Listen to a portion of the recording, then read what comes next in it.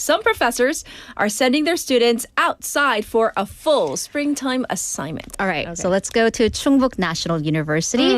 Engineering chemistry professor Kang Dong-woo gave his students this assignment.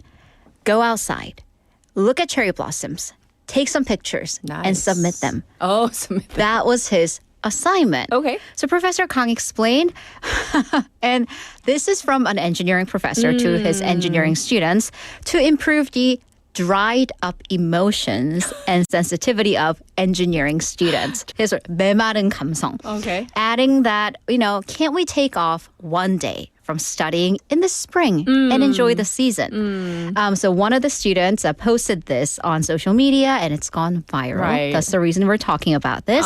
So Professor Kang said that he's given this assignment to students for the past 6 years. Yes. So it's now just getting viral and every single one of his students turned in the assignment. Yeah, and then he said, I'm not judging them. This is not a photography contest, Right. people. And But he's like, if one person tried particularly hard, I might give him a coffee coupon. But then some people are criticizing the professor. He's just trying to not lesson plan. And he said, no, this is an assignment. I'm not giving time during class for the students to go out because he just wants the students to stop and smell the roses or the cherry blossoms and for everyone to enjoy and look around. Right. And I believe he's not the only one who's done this. Right. So now we go to 홍익대. The integrated design engineering professor, Meng Sang-jin, also said that he's encouraging students to go out, see the cherry blossoms, to again improve the sensitivity and emotions that engineering students might relatively lack.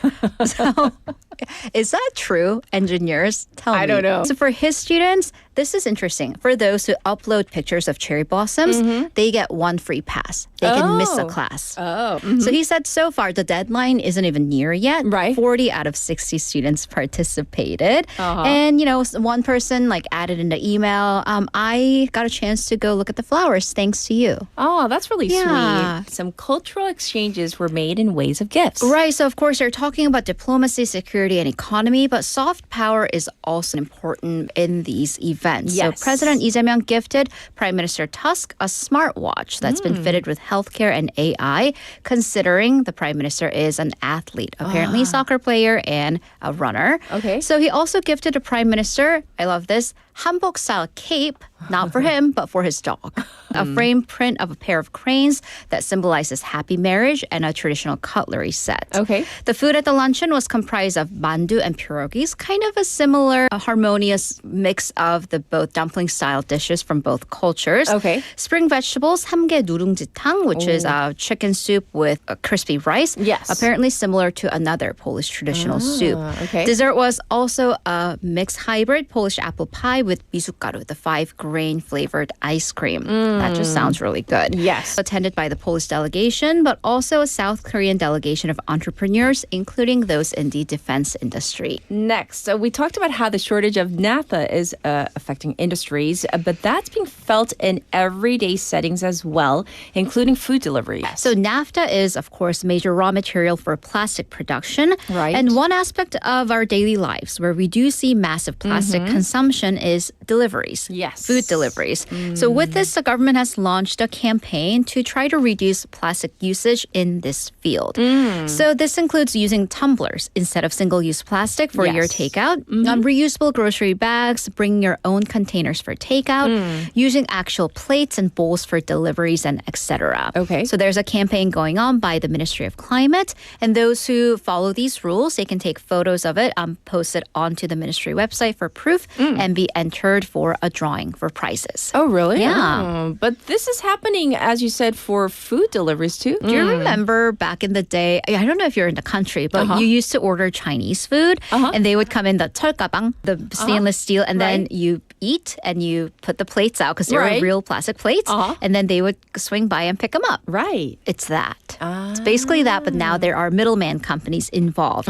So one food delivery company that provides such multi-use dishware, they've seen a notable increase in its numbers of customers, which are restaurants that do deliveries. So this particular company works together with the popular delivery platforms to supply the dishes.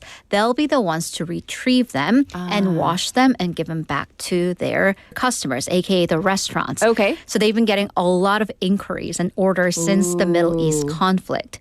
Consumers are also interested because, again, some of you might remember what we used to do with Chinese food. And it is an added bonus because, yeah, you can just throw the dishes or throw the plastic containers out, but you do still have to wash them and rinse them out before you do. And then sometimes when you're rinsing through, it's like, what's the whole point of me having ordered delivery if I'm doing dishes right now? People are going to this little reservoir. Why? And this is 살목지. For what is this? The film Whispering Water. Oh. So you, the collective you who's all heading there right now, and I are very different people because we want to go to like picturesque Canadian islands. You are going to the backdrop of a horror film. 살목지 Whispering Water is a horror film directed by director Lee Sang-min. Right. So the movie is about a film crew. They take footage for the road view maps on the map applications. They spot this mysterious weird figure at this reservoir, 살목지. So they have to go back and reshoot the area. But upon returning, they face something out of the deep, dark waters. Dun, dun, dun. But this is a real place. The film has been doing fairly well, especially in this film market. Okay. Number one spot at the box office after it opened last week, April 10th, with 536,000 tickets sold on opening weekend. That is the best score for especially a horror film's opening weekend since pre-COVID. Is this an actual spot? This is a spot? It is, and it's been, even before the film, and maybe that's the reason the film was made, it's been kind of a hot spot amongst those who are in the horror community, like the supernatural chasers. So in 2021, a famous like horror talk show, they featured the story of a scientist who was following their navigation's directions, but that navigation almost led her to go into the water. Like she almost went off-road into the water. And then after that, she suffered from weird supernatural happenings. And another man who claims to be a shaman says he saw a ghost here, and the shaman warned that there are actually multiple ghosts out of the waters, and you absolutely should never go there. However, people are going there in droves. They absolutely are, and not during broad daylight, like in the middle of the night. So one netizen said that they themselves were headed to the reservoir after watching the film. They were curious, and even at like the wee hours, we're talking like 1 a.m., 2 a.m., 3 a.m., this person saw up to 90 cars headed that direction. The reason they know is this one particular map application. If you enter the destination, it'll share like how many users on the same app have the same destination and are headed that way. Oh, really? Yeah. So there are jokes about this is exorcism through capitalism. You're chasing the ghosts away by sheer numbers. Yeah. And the ghosts might be getting sick and tired of people.